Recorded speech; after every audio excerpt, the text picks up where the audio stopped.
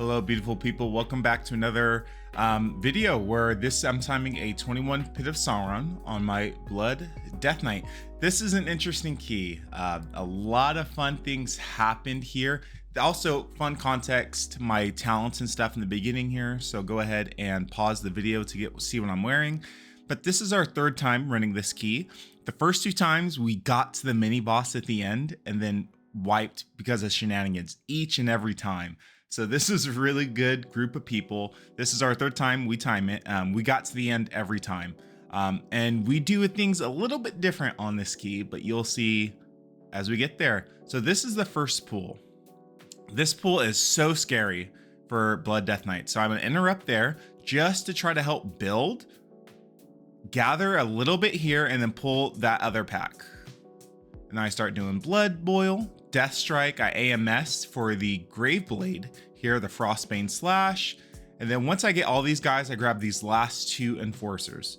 So as you can see, this is a huge pull. Why is this scary? Well, first of all, it's scary for your group because that Dread Pulse Lich will cast Icy Blast, which will one-shot you if you don't interrupt it. On top of that, you have two casters that need interrupts on that. And plus the Lich, when this Dread Pulse Lich is below 50% HP, it does radiating damage to the entire group. So keep that in mind. These Liches need to die first. On top of that, you have this Ymir Jar Graveblade who casts the Frostbane Slash, which is a huge tank buster and leaves a dot or leaves a debuff on you that increases all frost damage taken. So this is a huge deal. And these Wrathbound Enforcers increase your damage taken. That's that debuff. So this is a big pull. We got through it. I didn't pop Purg or my Icebound, so we call that a win. That was our Lust pull. And we'll head over to our pull number 2. This pull's not as bad. There's a few interrupts. There's a Tormentor and there's a Gargoyle. So what's going on in this pull? What's scary about I didn't get my Blood Boil up fast enough. So the warrior died there. That's our only death in this whole dungeon, by the way. That's on me. How can Kyle improve? Make sure I get aggro there quicker than I did. So I like reviewing this and seeing what I could have done better.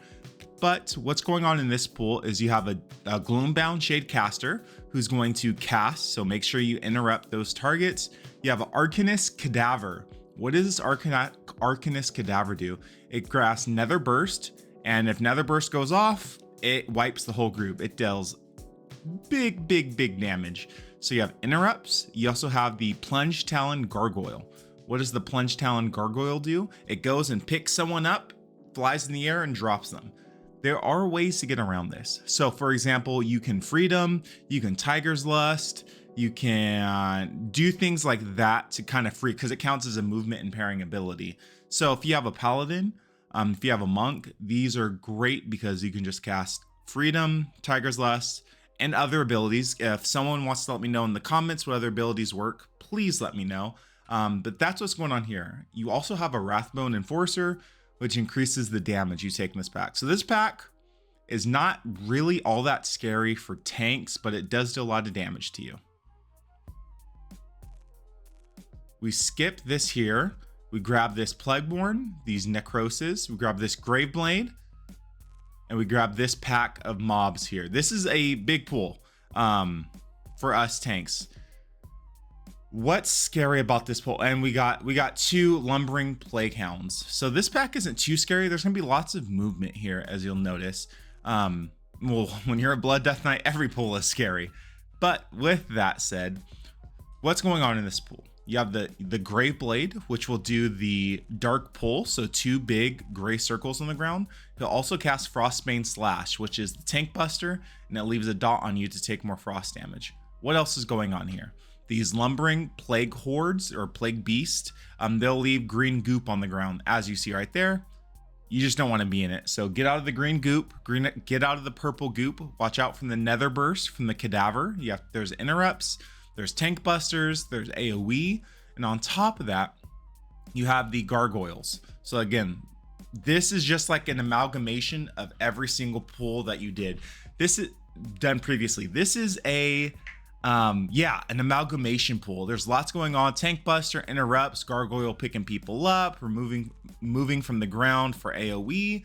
There's just a lot going on here. Again, this can be scary. I would say this whole first part of the dungeon is scary for Blood Death Knights, but you can get through it and make it happen.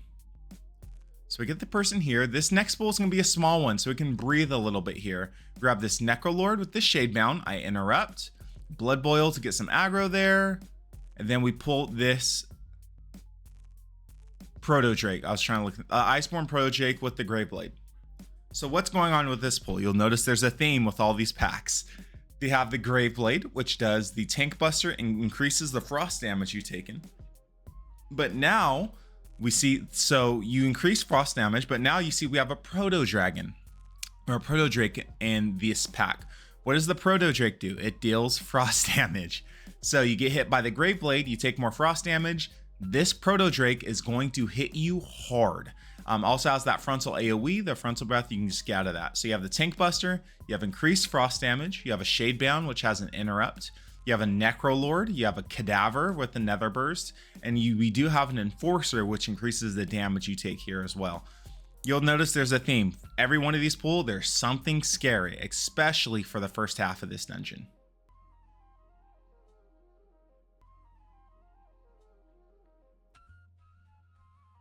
Also, if for my Blood Death Knights out there, a pro tip is save your anti-magic shell AMS for every Graveblade.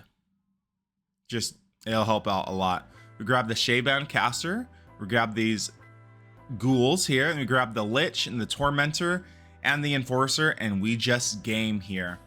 What's going on in this pool? You have a caster that you see. You have a Dreadpulse Lich, which will cast AoE, and then under 50%, it will deal big AoE damage to the group. You have the Plunge Talon Gargoyle. You have a caster. You have these bunch of Geisten Ghouls. Now, these Geisten Ghouls are low in HP. They don't do a lot of damage, but they jump to people, and that jump deals a lot of damage. On top of that, you have an Enforcer. You can see when this Dreadpulse Lich gets to under 50%, I press Anti-Magic Zone, and that is just to try to help with the group damage that is going out. There's the Icy Blast that will one-shot you if you don't interrupt it. There's interrupts here. The Gargoyle is going to pick someone up. You're going to see Freedom being cast on them, and you just game. This Enforcer will also deal increased damage to you. This pool is not as scary. This is a little bit of a cooldown pool, I like to call, for us Blood Death Knights. But man, every pack in the beginning of this dungeon bangs.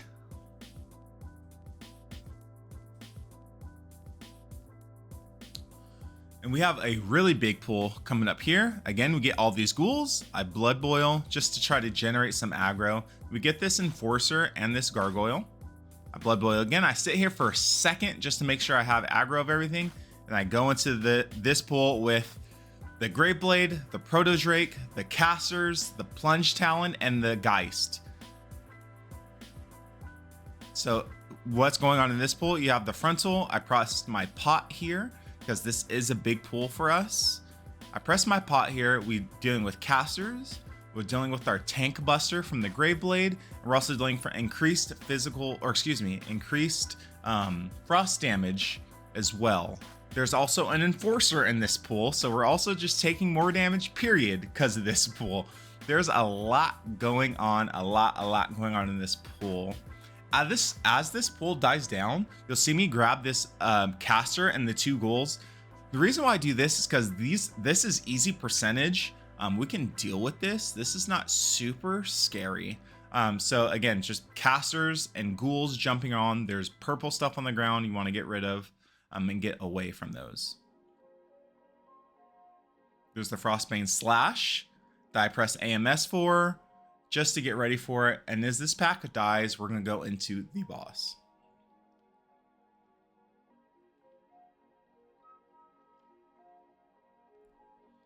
So the best way to do this is you usually want to press some sort of CC, so paralysis, on this Necrolord. We don't have that. So since we don't have that, what I'll be doing is I'll be grabbing this entire pack and bringing it into the boss. You might be asking yourself, Kyle, why would you do that? I do it because it's something I like to call funnel, you know? No, I didn't make up that term, but it's something we like to call funnel. What is fun? If someone can give a better definition, funnel, essentially more mobs, you deal more damage single target because there's more mobs. I'm not sure how true that is or how good of a statement that is, but I do know specifically for Arms Warrior, the more mobs there is, the more single target damage they do. Don't ask me how that works. I don't play Arms Warrior. I don't know how that works, but if someone in the comments can kindly let me know how that works, let me know. So we bring this whole pack into the boss. Like I said, usually you want to paralysis the Necrolord, so you have endless amounts of funnel. We don't have that, so we just kind of raw dog it with this too. But what this boss isn't really scary. You can see people get targeted with Saronite. They'll drop the Saronite blocks. The tank gets a debuff, a big smash ability on him to destroy one, and then we use the other one to kind of protect ourselves from the big AoE damage that's to come. So you can see I pre-position the boss to be in a good segment. We lust here. We're gonna have an interesting lust placement in the future, but we sit there, we go through it, we take the damage, and then he's gonna press Cryo Stomp, big damage to everyone, and he's gonna shatter the other Saronite rock. And then honestly, we just rinse and repeat here. We drop it down, I destroy one, we hide in one for LOS, he destroys it, GG, we go to the next one. What's some tips that I can give for this boss, for tanks of any kind, or my fellow Blood Death Knights on this? The only thing I can really think of here is you want to pre-position the boss so you can hit the boss while you LOS. That's going to be a really big game changer for this one. So, and you can kind of know what furnace he's going to use based on the proximity. So there's two furnaces, one to my left and one to my right. So depending on what furnace you're close to is the furnace he's going to do the AoE from. Doesn't work like that every time, but I've seen it works that way about 90% of the time. So with that information, as tanks, what we do is we position the boss to where we can hit the boss and avoid the big AoE that the boss is going to do. Like for example, you see me move this boss here because I'm not sure what furnace he's going to choose. He chooses that furnace, so we stand here and notice we hit the boss and we're avoiding the big AoE damage. I'm gonna move the boss so I'm certain what furnace he's gonna use, because sometimes it can be weird. You see me ping, and the reason why I ping here is so I know exactly what furnace he's gonna use, and I'm not playing a guessing game on what furnace. We're the closest to this furnace here, so we're gonna use this furnace. Again, I sit there, get that destroyed, pre-position the boss. Do not be in the circles. If you get hit by the circles, it will kill you, by the way. I pre-position the boss here. We stand here. We get damage. Our uptime is up, and we're avoiding the big AoE damage that's going out. Pro tip, you could press AMZ here as a Death Knight to help reduce damage that is getting taken by your team. I personally like to save AMZ for the Lich in the next pool. So there's a critique. No one died here, but knowing I could have AMZ'd on this boss, but I'd rather save it for the Lich pack coming up. So we kill this boss here and we go into this pack. So again, you'll notice a Cold Wraith to interrupt, a Dread Pulse Lich, and we're also grabbing an Enforcer and 2 ghouls that will jump around. What's going on in this pack? Nothing we haven't seen before. So this Dread Pulse Lich will cast Torrent of Misery, which will do AoE damage to everyone. It'll cast a Tank Buster Icy Blast, and when this Lich is below 50% health, it's going to radiate damage to everyone. As you can see, once that Lich hits 50%, I AMZ to kind of help with the damage. And this is the specific thing I was saving it for. Again, there's a Cold Wraith that's doing Ice Bolts. Just make sure you interrupt that. There's two ghouls, that will jump around and just deal a pretty good amount of damage to everyone. And there's this Enforcer that will increase the damage you're taking. Why is this pool dangerous? I see a lot of groups wipe on this pool, believe it or not. And the reason why they do is because there's a Lich that will jump. There's a Lich who radiates AoE damage, and then there's the ghouls who will jump and attack you. So how people are usually wiping on this pool they have a ghoul jump on them. The ghoul deals big damage, and then they get hit with the tick of the radiating AoE damage from the Lich. So that's why this pull is scary right here. I pot for some reason here. I'm actually not sure why I did that. I wouldn't do that in the future. I think I was maybe scared, but I would not pot here. That was a bad place to pot. So I could have pot somewhere else. I think I was just scared. I mean, we timed this, but I think that was a bad place to press pot. What's going on in this group? So we have the Graveblade, which is going to do a big tank buster and avoid the purple circles on the ground. We have a Proto Drake, we have 2 casters, and we have Arcane Cadaver, who will do the Nether Burst. And also these cadavers, or cadavers, however you say it, will not die unless the Necrolord dies. So if you kill the Necrolord, all those other ones will die. But that's what you're dealing with this pool. Nothing too crazy on this pack.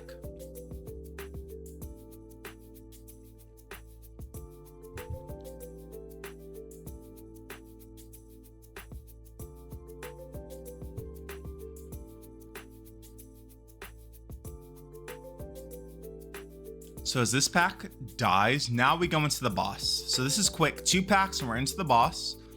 What we're gonna do here is you see all those ghouls. This is perfect, again, funnel. So I grab these ghouls, I put a D&D, I stay here for a second just to gather some threat and gather some aggro, and then we go straight into the boss. Again, we do this because, you know, funnel reasons, and we kill 2 birds with 1 stone. Not only do we get funnel, but we also get to kill the boss and kill ads as well. So it's kind of a win-win scenario. This boss is the opposite of scary. I don't care if you're a Blood Death Knight, Vengeance, whatever tank you are, or if you're, I know there's a few Guardian Druids that watch this as well. Thank you, shout out to you guys. This is a breathe pool. If you are a tank, this boss is so much scarier for your group than it is for you. I don't care what kind of tank you are. This boss as a tank, we get to breathe. Just breathe a little bit. This is your opportunity to breathe just a second, because I know I did for sure on this one. What's going on in this boss? So we have all the ghouls that are jumping to people as the funnel, and the boss will break into 3 shades. You'll have the 2 shades of Krick, and then Krick on top of that. And each one of them will be casting. Krick will cast a big bolt. I'm not sure what it's called. We'll see it in a second here. But that big bolt will one-shot somebody. So you want to make sure you interrupt that. Unless that bolt is targeting the warrior, and then the warrior can press Spell Reflect and do big damage back to Krick. But after all the shades come together, he chases people, and it's just rinse and repeat. So you can see Krick breaks into 2. There's 2 shades of Krick and then 1 Krick here. That shadow bind that you see is just continuous damage from the shades. We take out the green circles and we pull the boss over the shades. Why are you pulling the boss over the shades? Again, because you get boss damage and you get to kill these shades at once. So you get boss damage, you get to kill the shades. It's just better. So make sure you're taking the boss over the shades, and once the shades are dead, take Ick and Krick back over each other. And this is essentially the fight. It's just gonna rinse and repeat. Explosion, avoid goop on the ground, destroy the shades, interrupt the big death bolt, and then once they come and form together, he's gonna chase a random target. That random target, he will melee you and kill you if he hits you, especially on higher keys. He's gonna, yeah. So you wanna make sure you're running away. And so if this is melee, it kind of sucks because melee has to run away. There's not as much uptime on the boss because they're scared of getting meleeed. Like, for example, this warrior gets picked, he has to run away. If he stays and fights, he's dead. A trick you can do on this fight as well is, if you have a paladin, as you can see, the paladin can press Blessing of Protection, which means every melee against you is nullified. So there's some tech that you can do here. If you are melee and you are targeted by the focus that the tank, or excuse me, if you are melee and you are targeted and chased around the platform, your paladin can press Blessings of Protection on you. That way you can get hit all you want and it's really not that big of a deal and you won't take any damage from it. That's the only tech I'm aware of. If there's more tech for this boss, I don't know everything because if I did, I would be doing 25s, and I'm not doing 25s. So if there's some tech I'm unaware of, please let me know. But that's essentially the whole boss.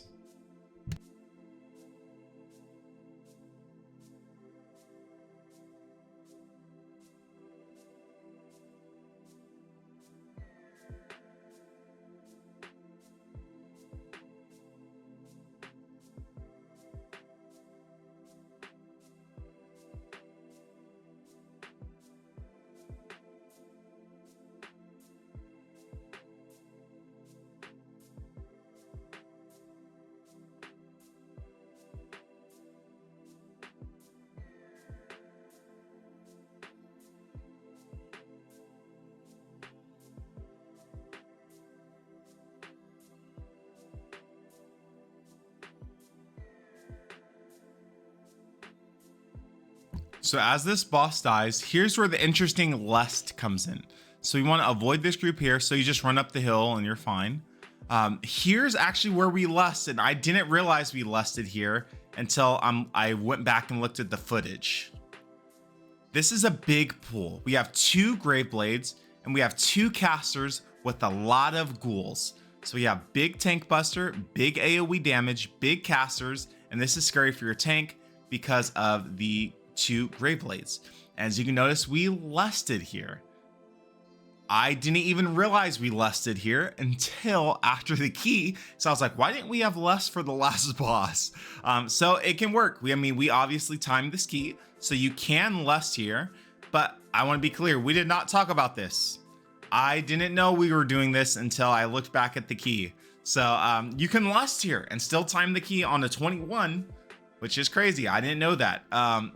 So why is this pool scary? You have 2 Grave Blades, which will cast the tank busters. So this is very scary for your tank because you can just literally get one tapped, which I've been one tapped here plenty of times. On top of that, there's 2 casters that you have to make sure you interrupt. And on top of that, you have these ghouls that will jump to different players. My rule of thumb here, I don't care what kind of tank you are, once one of these Grave Blade dies, you can chain into the other. So this Grave Blade's at 5%. That's safe for me, and I can pull this other pack. This pack has a Lich, a Grave Blade, and multiple Geist that will jump around and deal big damage. So once one Grave Blade dies, you'll have 2 Grave Blades here and the Lich. Why is this pull scary? This pull is scary because you have 2 Grave Blades here, 2 Tank Busters. You have the Dread Pulse Lich will cast the Icy Blast, so will one-shot you. And then below 50% radiates big AoE damage. So you always want to kill the Lich here before you move on to the next pack. We just have 1 Grave Blade here. Not big deal. That Lich dies and I'm pinging because I'm moving. I'm hauling here. This pack is not as scary. You have 1 caster and you have a bunch of little ghouls that will jump around and follow you. What you want to do here is you want to pull this with the mini boss, and you'll see me. I sit here and gather, get some interrupts on this caster so he moves pretty cleanly. I grip him, he's interrupted, and I go into the mini boss. The reason why I waited there to pull the mini boss is because I want to interrupt the caster, because once you interrupt, and this is tech, so this is good for everyone to know. Once a caster is interrupted, it cannot cast for 5 seconds, meaning that it will move a lot easier. So the reason why I was slow here on getting to the mini boss is I want to make sure that caster was interrupted and could not cast for 5 seconds or 3 seconds or whatever it is. So it's a lot easier to kind of condense everything and move everything together. But as you can see, once that caster dies, that Grave Blade dies, and we have 65% on this mini boss already. Why is that good? Because we get to do mini boss damage. We get to kill the stacks and percentage. We get enemy percentage. We get to kill some adds, and we get to keep moving along. So it's very important for any kind of tank that you're there to combine this mini boss with the previous casting pack with the ghouls, because it's not that dangerous and we can get a lot done at once. So I always encourage you guys to, you can do it. I promise you can do it. Get that caster ad, interrupt it so it cannot cast for 5 seconds or whatever. and then bring everything together and just game. This mini boss, you're just dealing with stuff that falls down. He puts a guard, you want to attack from the opposite side of that guard, and on top of that, he gives everyone this big old circle stuff that puts a slow on the group and leaves big AoE on the ground. You just move, and that's all you do here for this mini boss. Nothing too crazy at all.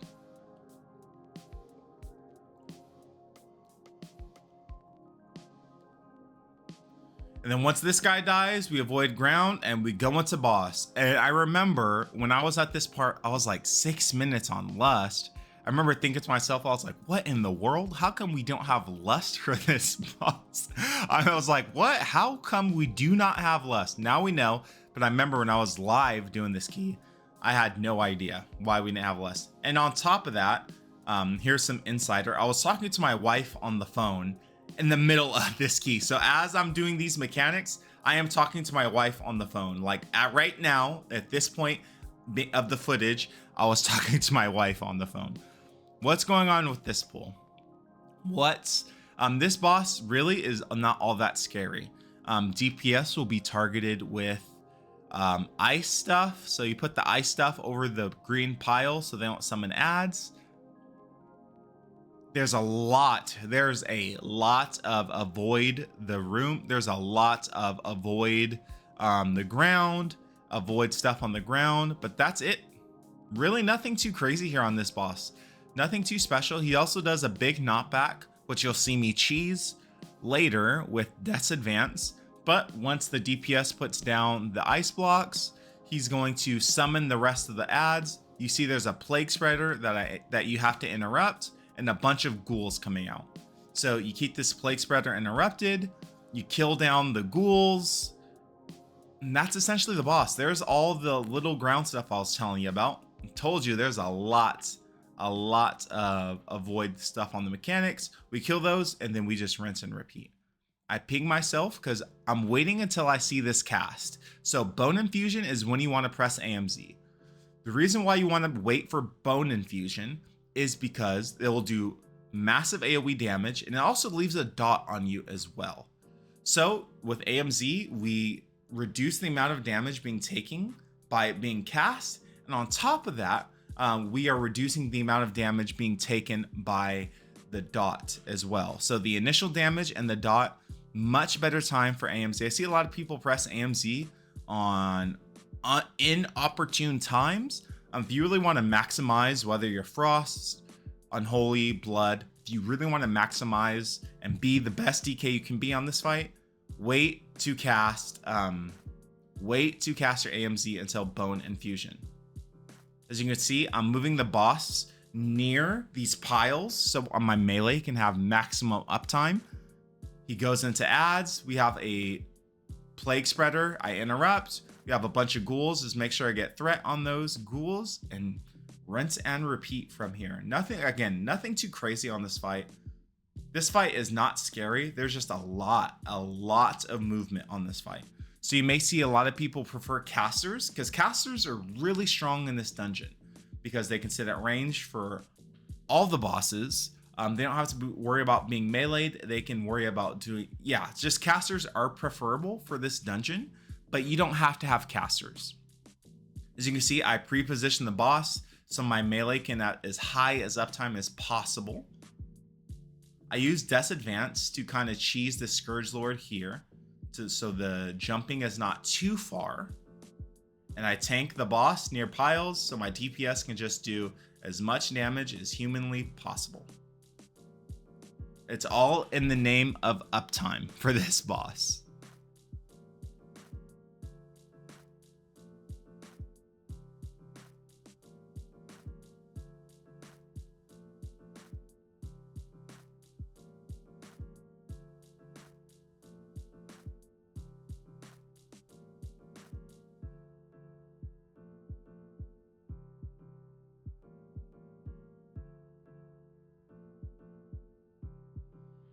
With that said, guys, here is my 21 Pit of Saron run timed on the statistically worst tank in the game, Blood Death Knight. If you enjoyed, please consider giving a follow, as I love going over this kind of content, reviewing it, what could I have done better, and hopefully you'll learn something from it as well.